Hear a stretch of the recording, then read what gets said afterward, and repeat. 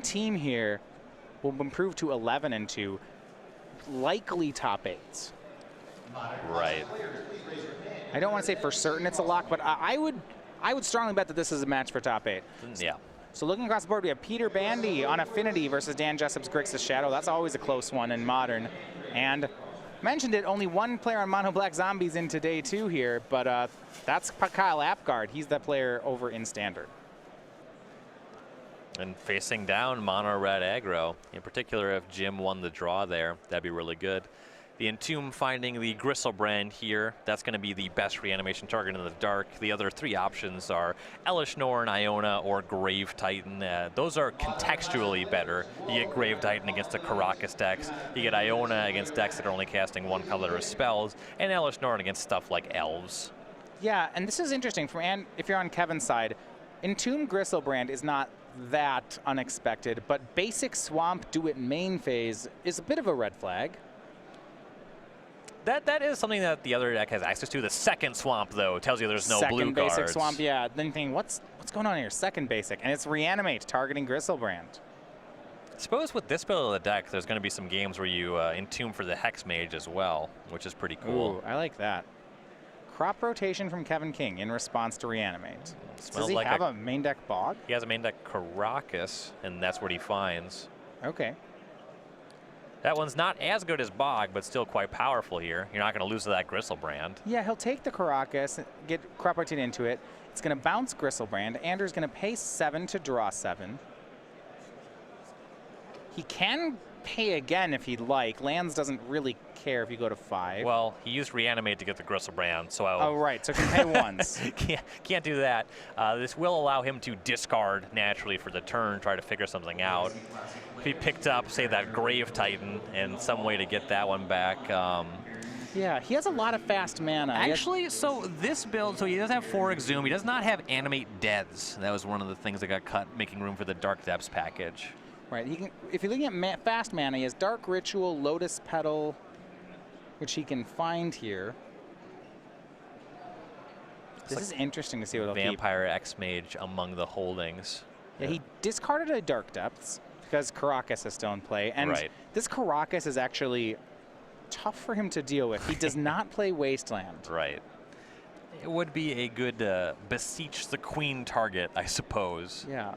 Well, this was one of our concerns, was not will Andrew execute his combo. He probably will. The question is, will it win? Right. Yeah, Karakas really good against most of the stuff he's doing. And if he goes for Grave Titan, he can just lose to Tabernacle. And so Kevin going to gamble here on the second turn.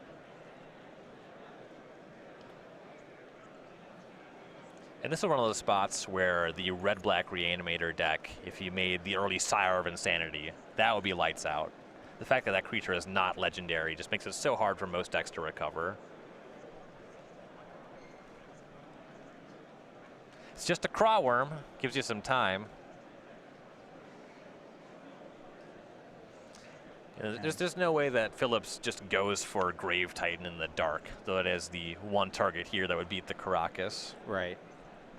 Outside of Grave Titan, though, that's... Got a legendary Iona, legendary Elish Norn, legendary Griselbrand, and a Hex Mage to make a legendary Dark Depths Merit Lage token. So he does have a 1-of Pithing Needle in the main. He can find it with Beseech the Queen. That's one of his only answers to this Karakas. Yeah. Yeah, in the main deck, that's really it. Other than that, his plan is Hex Mage Beatdown against this Punishing Fire deck.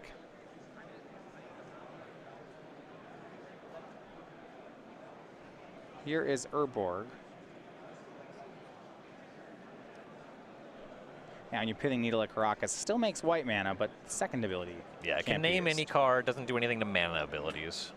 Dark Ritual, Beseech the Queen from Andrew Phillips. and Kevin's like, no, he's not conceding. He wants to read your card. I've never conceded to a tutor before. Beseech the Queen, now you got me. All right, they're going to take a look at that, and so will we. Card from Shadowmoor. We'll cycle these. The 6 colorless or 3 black, or anything in between. It's the Kind of like same with the Spectral Procession cycle here. The black one, though, you search for any card with converted mana cost less than or equal to the number of lands you control. Yep. So you do have to show it, and he will get the one of Pithing Needle. That one should be coming down, naming Caracas. And that'll make things Absolutely. tougher for King. Yeah, King's deck doesn't have an answer to Caracas or to Pithing Needle in the main. Nope. So Caracas is done. If he sets up Maze of Ith, that's still good against the legendary creatures until Phillips shows up with 2 of them. And Collective Brutality from Phillips. Is he going to escalate? Thinking about discarding something.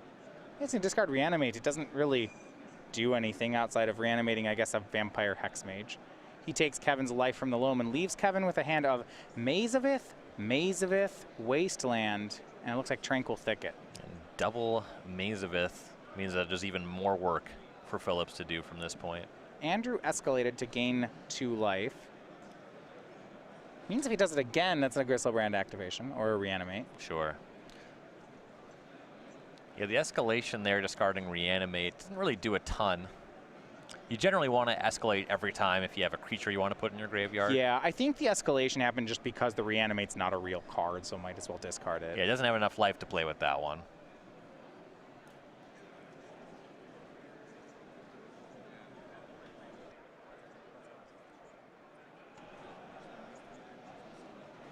And Kevin King has found his Thespian Stage.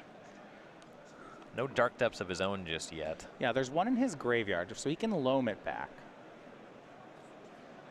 But see, he'll instead Wasteland away the Urborg. First game results in over on the Modern table. It's Peter Bandy and Affinity taking game 1 over Dan Jessup's Grixis Shadow deck. Phillips makes Vampire Hexmage. And Kevin will cycle Tranquil Thicket, dredging life from the loam. Looking for Punishing Fire, Grove of the Burn Willows, maybe, to answer this? He has got plenty of time before he has to care about the 2-1. Though, if another Dark Depths is around there for Phillips, that Pithing Needle, in addition to that, will make the 20-20. Yeah, make the 20-20. Now, Kevin has a couple Maze of Iths in his hand, so that part's okay. But no exploration. His deck's going to be pretty slow here. Right. Yeah, you can't really... I suppose if he dredges Loam, if he found exactly Punishing Fire plus Grove, he could get it. He loams back Thespian Stage, Dark Depths, and Tranquil Thicket, and then passes the turn. And now we see an attack with Vampire Hexmage. Kevin goes to 15. We'll see a Pithing Needle from Phillips. And at this stage, with the Thespian Stage there, with the Dark Depths known, you kind of want to go for that. And Pithing Needle on Caracas, plays Dark Depths. This is going to force Kevin to play that Maze of Ith. Right, which he's pretty fine doing. Yeah. And with only one Pithing Needle, we're at a spot again where Andrew's executing his combo, but I don't know how he wins. Yeah, just multiple activated abilities that check that. Right. Iona's in his hand. He can try to make... He could Iona on green, try to make more monsters than Kevin has mazes, but between Thespian Stage, it just doesn't do much.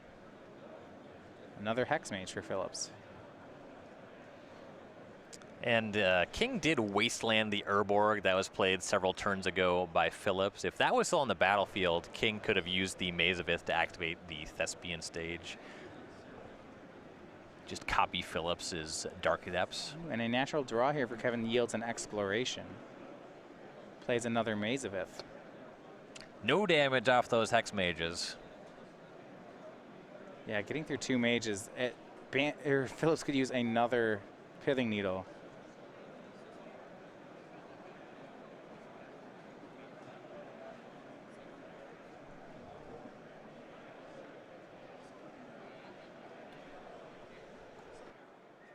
There's Grove of the Burn Willows plus Verdant Catacombs for Kevin King.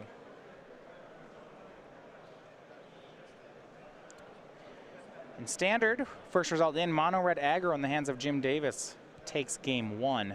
You mentioned that that's a deck so low to the ground could be difficult for zombies to deal with. And King does have Thespian Stage and Phillips has Dark Depths, but if King goes for that, Phillips could just Hex Mage on his own depths to just destroy the land. Oh, wow, yeah, you can Thespian Stage off your opponent's Dark Depths. Well, he has multiple Thespian Stages. And he has multiple Hex Mage. Oh. Well, in a land situation, Lands is okay with that. He can always loam his back. Right. King has time. He's going to combo pretty soon here. No real rush. The mazes check everything that's coming out of Phillips' deck. Yeah. It looks like the story for game one is going to be that Phillips has a couple combos. You see he both made Gristlebrand and Hexmage depth this game. But his combos aren't good enough at winning. He's going to need some defense for the combos. Kevin was actually able to just contain both of them. Right.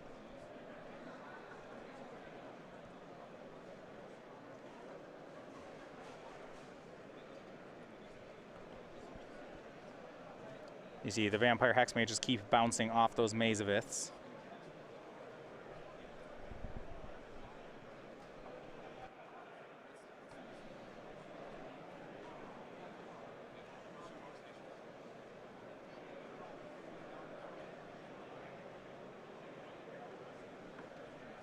And yeah, both players just keep passing. Thespian Stage now in play as well for Andrew Phillips. Yeah. Many ways to make Merit Lage. And his hand is just full of nonsense. Couple Lotus Petals, Iona that he'll never be able to cast. Well, he can always, and this is maybe what Kevin's worried about, he can always make the 2020 and block Kevin's 2020.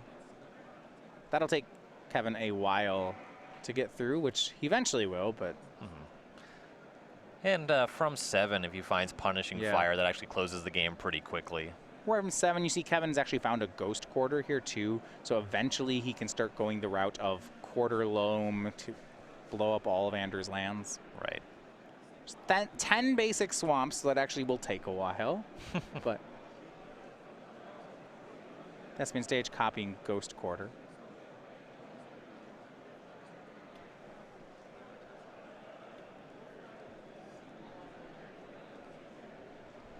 I see a lot of lines for Kevin to eventually win. My question would be, does Andrew Phillips have any lines to play here? I think that all of Phillips' lines involve King making some kind of mistake in losing the game himself. You know, there is just the one needle, can't shut off Maze of Ith, no wastelands still. Is there a route where Phillips naturally plays lands and just starts to cast his finishers? Can't really cast 2 a turn. Well, yeah, maybe he just gets a bunch on the table, say Grave Titan. Iona on, yeah, somehow discards Iona, exhumes Iona on green. Or finds another Lotus Petal and casts it. Yeah. Eventually, King's going to find Punishing Fire. Right. And it's either going to kill Phillips, or it can clean up the Hex Mage, allow the Maze of Ith to go for larger creatures. Kind of the widest board Phillips can assemble involves Grave Titan. Light from the loam from Kevin. He's going to try to loam through this quickly so he gets back that Tranquil Thicket. That'll help him dig through his deck very quickly. Yeah, Phillips' best chance of winning the game do involve getting Grave Titan on the battlefield, trying to go a little bit wide there. See, Kevin uses that Wasteland he got back to take care of the Thespian Stage. Phillips back down to 4 lands. And yeah, if Phillips' out is to cast all these monsters, then what Kevin's doing in terms of the Wastelands and Ghost Quarters is going to be the right approach. And Tomb from Andrew. He's kind of just showing more of his deck. It's going to be Grave Titan. There usually is some non-legendary creature somewhere in the mix. Yeah. Grave Titan is a popular one. Yeah, you mentioned a Grave Titan, a Sire of Insanity, non-legendary. Tidespout Tyrant. Right. So just the Grave Titan in this particular build. Likely because of his cast ability off of Dark Ritual. Yeah, when you're that card is, you can get to 6 with Petals and Rituals for sure. Kevin going to crop rotate away his Karakas. It doesn't really work anyway, so might as well upgrade it into Barbarian Ring, and he'll start shooting down the Vampire Hexmages. Win condition online. In response, looks like Andrew's going to use Hexmage targeting his own Dark Depths. Yep, that's still checked by Maze of Ith.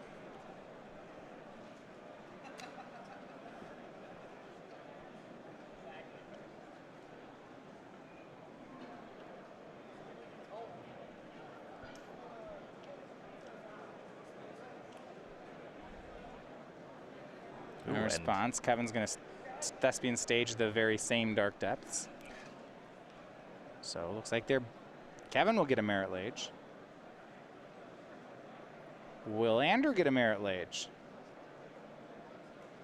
Yeah, I believe that set Thespian stage, that's still on Ghost Quarter. You can go for that now, and then again in response to the other Hex Mage.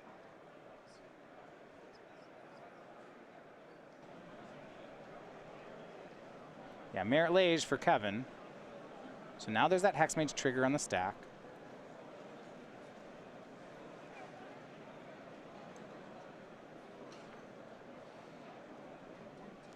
See if any player has another response. And Kevin's not even that concerned about Merit Lage. Right. It's not If both attacking. players have a 20/20. Kevin doesn't know how many Pithing Needles Phillips plays, to be fair. We do. Right.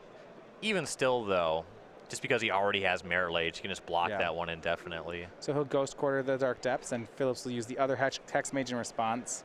And that Thespian stage looks like actually just Thespian stage, so Phillips will get his own 20/20. Not that it can attack, but it's there. This is all still fine for King.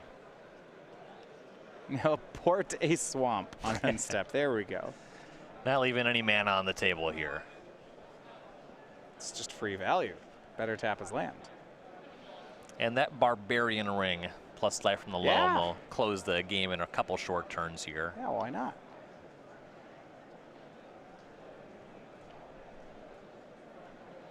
Kevin drudges Life from the Loam. Finds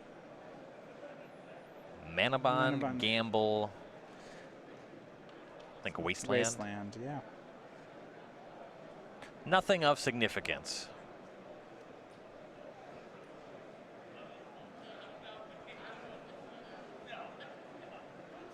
Unfortunately, with Exploration plus Life from the Loam, Barbarian Ring, you can still only do it once a turn. It's not like we saw Todd Stevens earlier with extra land drops plus playing the lands directly out of the graveyard.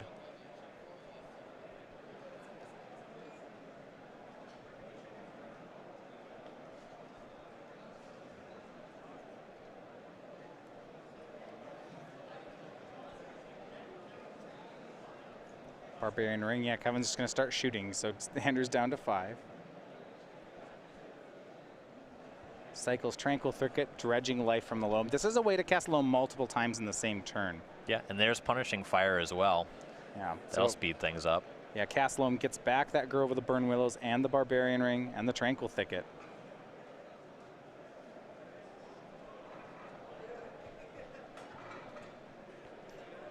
Had to have Andrew gain a life to cast the Loam off Grove. So Andrew back up to 6. It's a slow way to burn out your opponent. You see Caracas played out of the graveyard here for King. Pretty much a Plains at this stage in the game. Needle still on that one. And more dredging comes up. Here's Barbarian Ring. 2 more damage. Phillips down to 4. Dredges Loam. And until he has multiple Punishing Fires in the graveyard, this is the faster way to burn out his opponent. Right now, 1 Punishing Fire.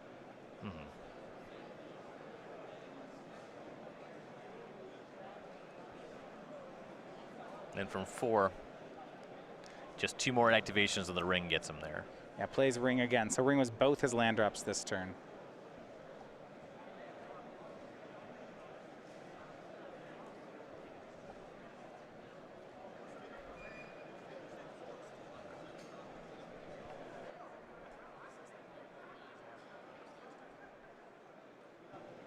Yeah, discards to hand size. He'll discard a Dark Depths, sure.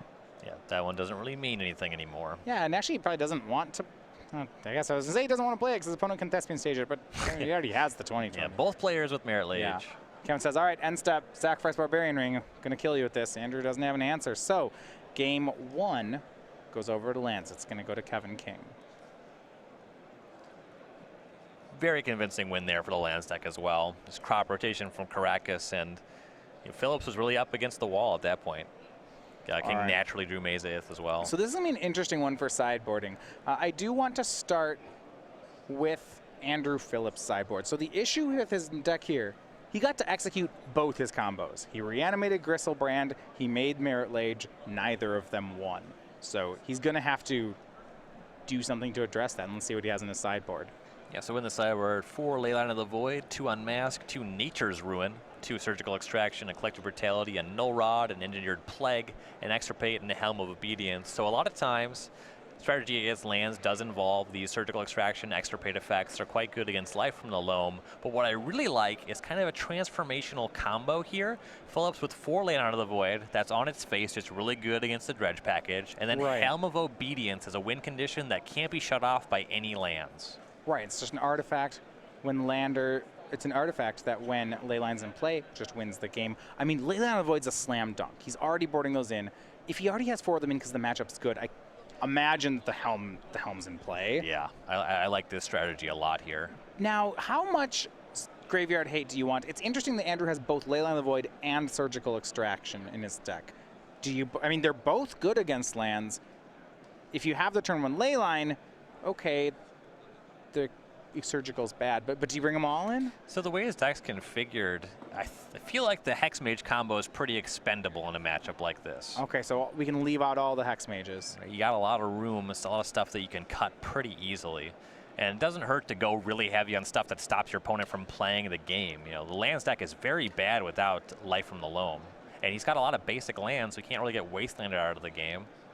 All right, so on Kevin's side, though, he has more interaction. He has 4 Sphere of Resistances. That's for usually different types of combo decks, but might be good here.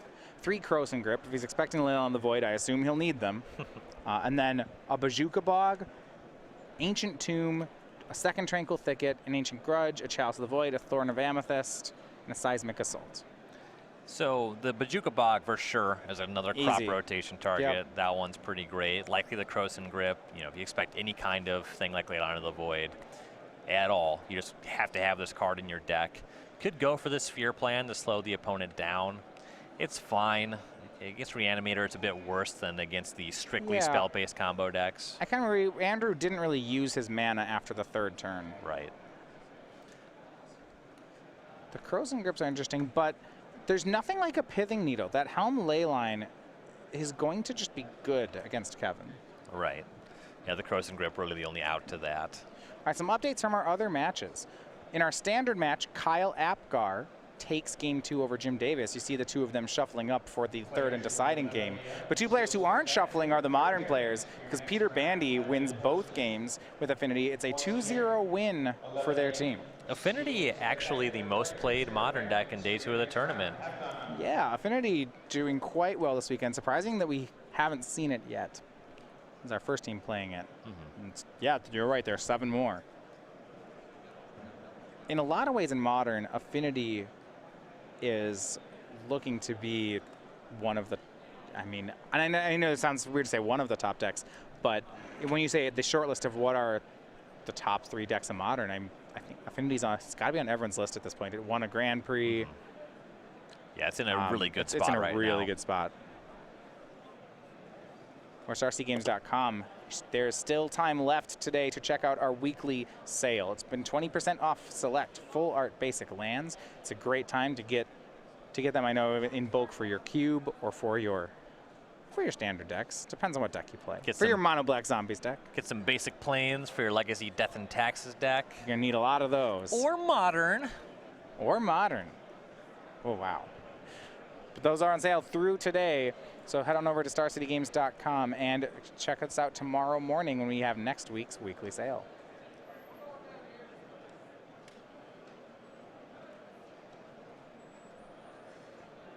Mulligan here for Andrew Phillips. Reanimator's a deck that generally does mulligan a lot. Yeah. Well, especially the ones that play no blue cards. Right. Like the one that I like. A lot of the avenues of attack from Phillips's deck. This is a really neat way to play it. The concern is that his deck just draws an opening hand and hopes it's enough. Right. There's no interaction, and there's very light interaction and no very light card filtering and searching. So you're almost in when the gameplay is almost in the Goblin Charbelcher end of things, or the mono red sneak attack, where you just draw your opening hand and say, did I win? Yeah, it takes a smaller number of spells to get there, so your mulligans are on average significantly better than the Belcher deck, and also you generally are more live to top deck, but yeah, the philosophy is very similar. Okay, game 2 is going to be interesting here because both players are mulliganing to 5. Now, I see lands decks mulligan to 5 plenty. Eventually, I mean, there's very keepable 5s. I don't know about the Depths Reanimator deck, but he does have Leyline of the Void, and if he has that, that could be great. Yeah, turn 0 Leyline, it makes a lot of hands. You force King to find one of those Croson Grips, assuming they're in the deck, before he can really even do too much.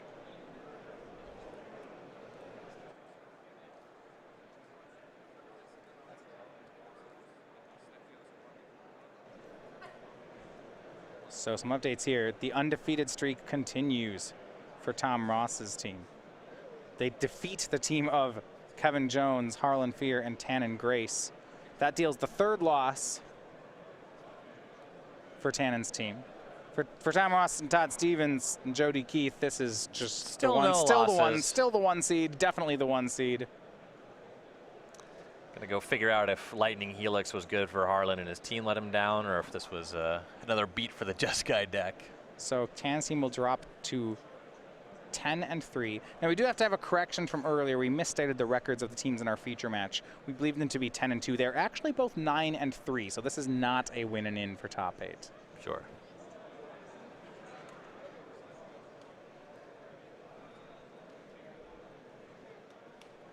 And so this is something you don't see too often. Kevin King on lands missed his first land drop. should have played more lands. Looks like he's kept a hand that has Mox Diamond, Crop Rotation, Maze of Ith. So if he has another land, this hand plays. He's kind of biding his time to see if the Maze of Ith is good, or if that's the land he wants to discard to the diamond. Well, Andrew's not doing much. Played Thespian Stage and Swamp and then started passing. And now Kevin hits a 2nd land. It was going to happen eventually here. He plays so many Grove of the Burn Willows as his play. This is what's kind of delightful, the difference between Legacy and Standard. When a player mulligans to 5, or both players mulligan to 5 in Standard, the game's decided by like whoever gets the first Grizzly Bear. You know, it just like gets on the board with some garbage. In Legacy, just nothing happens. Just nothing. And then one player is going to do something crazy. Yeah, I mean, Legacy decks are notoriously land light because to play Legacy, your curve has to be so low to the ground. You just don't get to play expensive cards, which means your land counts just get down below 20 frequently. Good chance we see the Reanimator deck discard to hand size, the best way to get a creature in your graveyard. Not horrible. He has an Exhume. You see, in the meantime, Kevin has made up to 3 lands, including one of them as Rishadan Port. Andrew will actually discard the Exhume to hand size. Okay, that one's curious. I suppose right now his 2nd land was the stage, so he only had 1 black source. He just gets ported off of that. Kevin is winning the top deck here. He wastelands away the stage and now draws another land. He's double porting Andrew. Well, actually, it looks like there's a Lotus Petal there, and Grave Titan was in hand. He might have had an out to resolve that Exhume here. Yeah, I'm a little surprised. Kevin's going to Bazooka Bog away his graveyard, so that's gone now. As he continues porting both of Andrew's lands. Possibly Andrew respecting that possibility. Sure, it discards another Exhume. And with a Wasteland now drawn from Kevin King, he'll get rid of the Thespian Stage. It's unclear if Andrew's going to ever get to cast a spell. Legacy. He's drawn Leyline of the Void, a couple of them even. Right on time. Discards Vampire Hexmage. And here's Dark Depths for Kevin. It's half the combo. Ooh, 6-4 now. Are you 6-4 or 5-5? Definitely 6-4.